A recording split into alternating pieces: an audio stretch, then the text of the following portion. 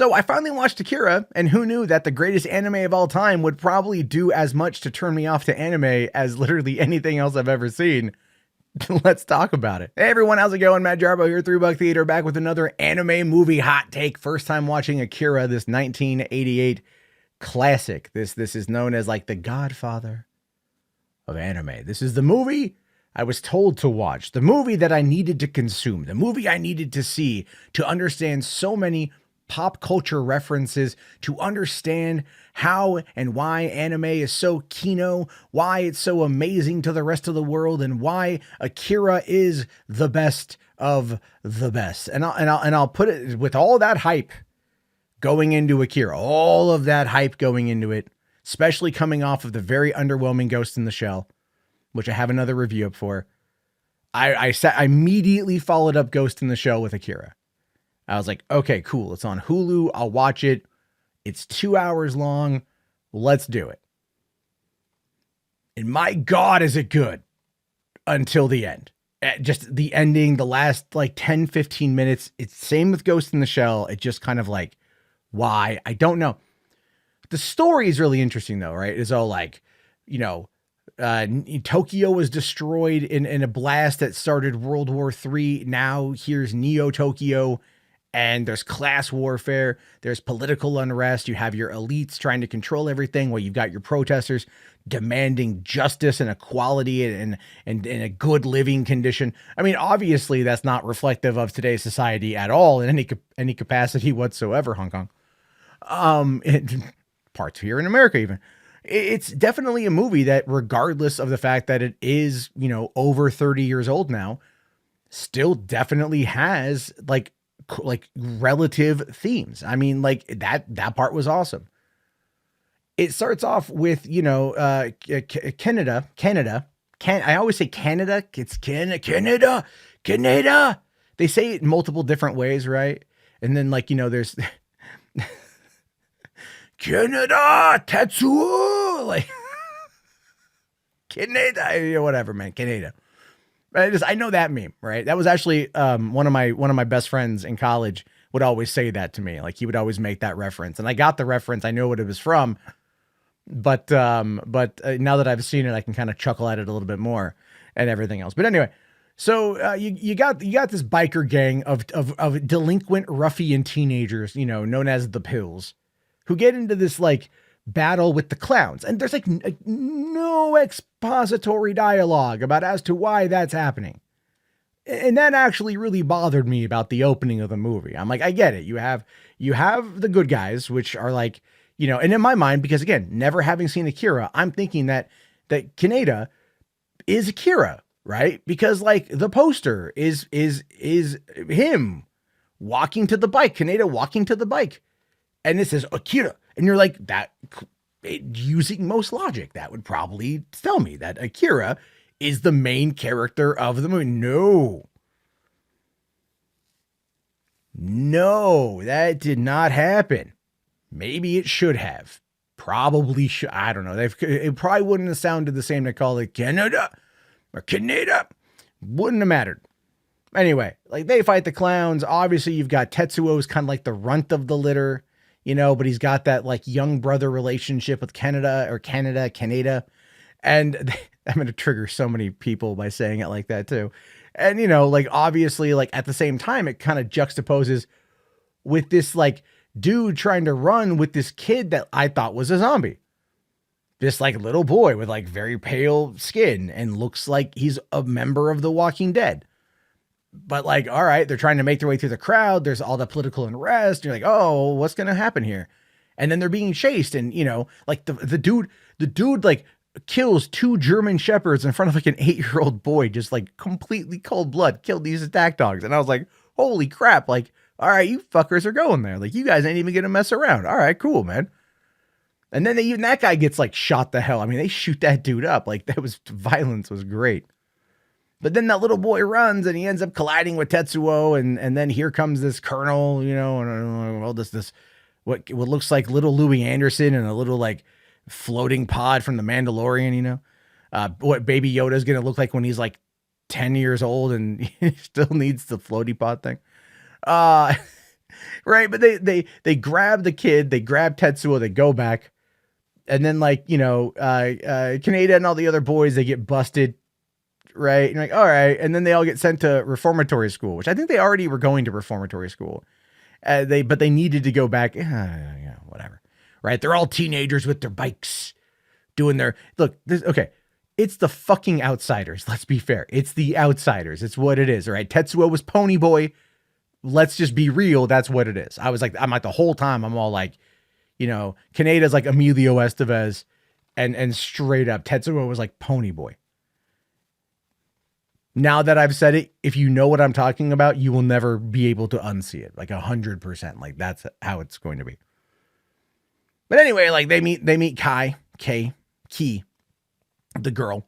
And of course, Kaneda's like, yo, what's up, baby? Right? Because that dude, he's a horny teenager. And then like, Tetsuo goes out to this thing and he ends up getting like experimented on. And you're like, he's got some psychic abilities, but they're like, he's uncontrollable. So we got to test him. Okay. Cool, and then it's like it follows this very interesting storyline about just like, Tetsuo growing in power, but like not understanding it. And I feel like that again is kind of like leading to the finale.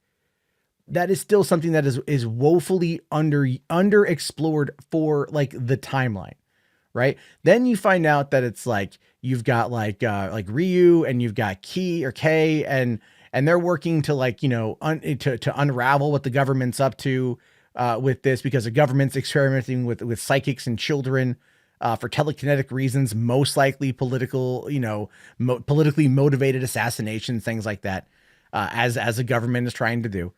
And they're trying to like shut it down. And obviously one of the Council of Elder guys, whatever, is helping them out. We get no effing backstory on that guy, but we get a whole death sequence. That was stupid, by the way. That part was dumb.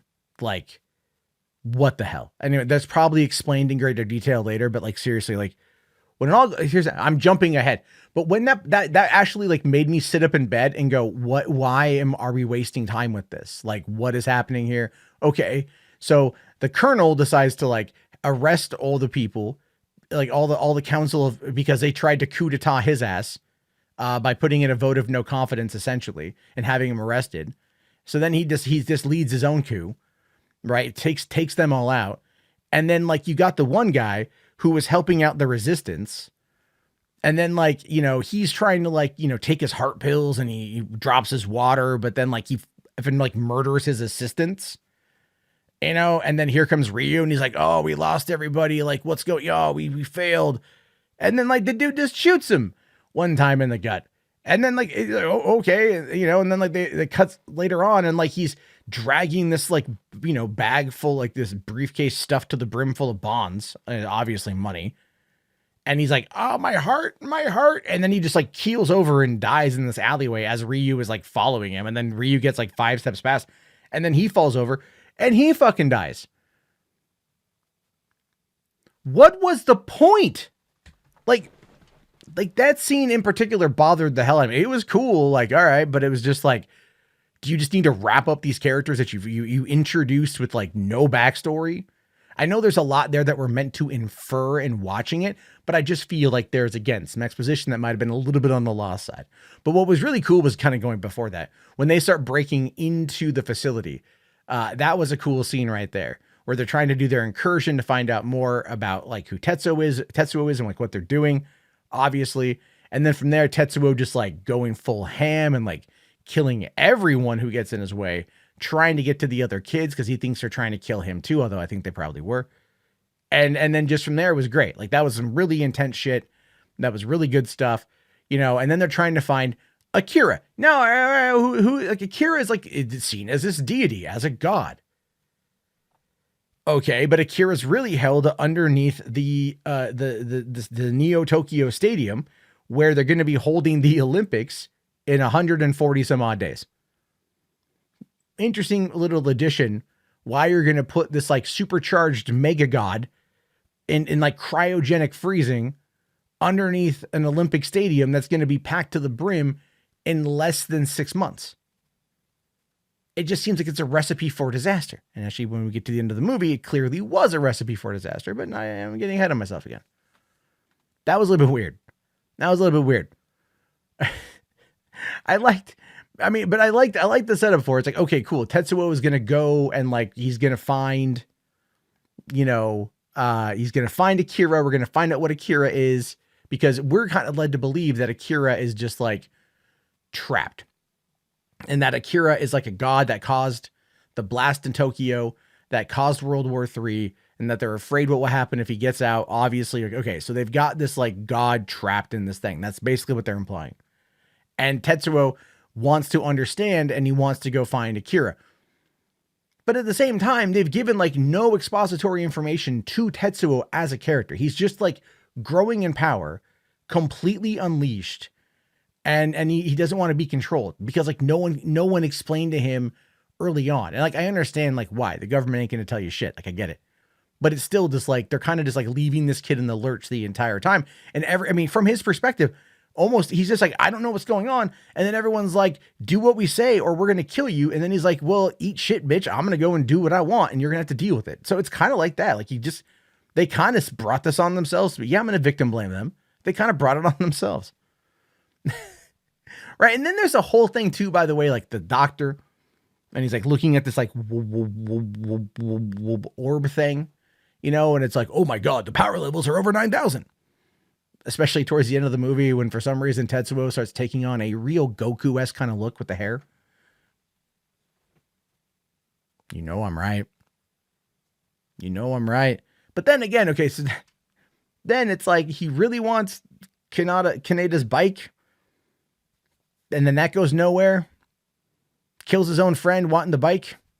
Goes really nowhere. Cool beans, And then like, what was really funny was like all these people start coming out, and they just start like worshiping him. Like, that's Lord Akira. He's returned. The rapture is here. Repent. You are saved. Then they all fucking die. Like, they all just like Tetsuo has like got no care. He gives zero shits, which that was great. But then like Kaneda's like, all right, I got my bike, and I got this like super laser. He's 15 or some crap like that. He's like 15, and he's like, hold on. I'm going to go and jump on my bike. He's like, what, 15, 17? The kid's young, man. He's young. He's like in high school still. Maybe at most 18. Either way, he's like no fucking experience with any of this stuff. And he's all like, I'm going to like ride my bike while wielding a laser that I'm going to shoot at my best friend in order to like stop him, because he's going to kill everybody. And it was some cool cinematography in the way that they did it, but it was just also like, this is having trouble computing a little bit, isn't it? So there's that. That cracked me up a little bit. Good stuff, but cracked me up. And then of course, so then you got the little kids who are using K as like this avatar, right? As this projection to like psychically fight Tetsuo. But then they just go, well, we have to go there ourselves. We have to stop them ourselves, but we won't be able to come back. That's okay. We have to do this. So they go there. They pray to Akira, which, by the way, we find out is just like literally nothing but like mummified organs. Essentially, they ran tests on Akira's body because Akira was a kid, right? Okay, and then the psychic triplets all like bring Akira back to life, so Akira can like create the singularity to stop gigantic flesh monster Tetsuo, which, why did that happen? Why? I mean, you have like the Kaori girl, like his girlfriend, who that was fucked up, man. She's like, Tetsuo, I'm here to stay, and then he just sucks her into this like amorphous blob, and then just like a fucking pimple. That was, he's like, I can feel her pain. Yeah, you killed her, dude. Like, what are you? Of course you can feel her pain. Right. But then again, like, look, Kaneda's like all alive, and, and then the major's in there, or the colonel's in there as well. And it's like, oh, the girl died, the young girl. But also, by the way, like that girl was under the age of 18, and they show her boobs, and that was a little bit weird in the movie as well. Again, kind of a thing. I think we need to talk about a little bit of that every once in a while. Whatever. But like, I'm just saying that was early on in the movie, but she dead. All right. But then, like, they create the singularity, and then like Kaneda gets sucked in there, but he goes into the memories of like not only Tetsuo, but the kids learning about that, which was pretty cool, learning about Akira, learning about all that stuff. And then they just, they evict him from the singularity and they go to a different dimension. They go to a different dimension after setting off another, seismic event in Neo Tokyo, flooding the city, destroying the stadium, ruining the Olympics. Why won't anyone think about the Olympians here? That's my question. And then it's just, it's just over, right? Okay. Riding off into the sunset with bus set bikes and shit.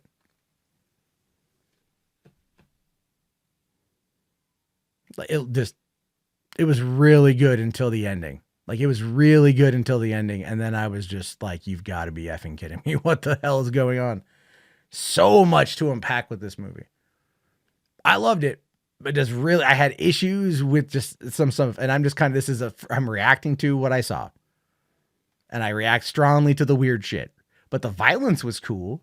The gunplay stuff was really cool. I thought the story was great. The soundtrack was awesome. The influences to Blade Runner that were clearly there were fantastic. I guess from what people have told me on Twitter is that this movie, it was made before the manga was done. And so there's differences, kind of like Full Metal Alchemist, right? Like Full Metal Alchemist versus Brotherhood. I've seen Full Metal Alchemist and I loved Full Metal Alchemist, but apparently Brotherhood is more in line with the manga. So I need to watch that, apparently. I don't know. But anyway, the way I look at it this essentially is it's a fine movie. I don't know if I'd watch it again anytime soon. If they do a westernized remake, which I think Taika Waititi was trying to do for a while, obviously they're going to change so much. If Warner Brothers actually does this, they're going to change so much. But I am curious to know your thoughts. Did I miss anything really important thematically, story-wise? Let me know in the comments. If you liked it, nah. If you didn't, nah, that's okay too. If you have any recommendations for things you want me to watch, let me know in the comment section. There will be a link to the Discord in there if you guys want to come on in and have movie conversations in there as well. I'll talk to you all later. Thank you again for watching. Have yourself a great day and peace out.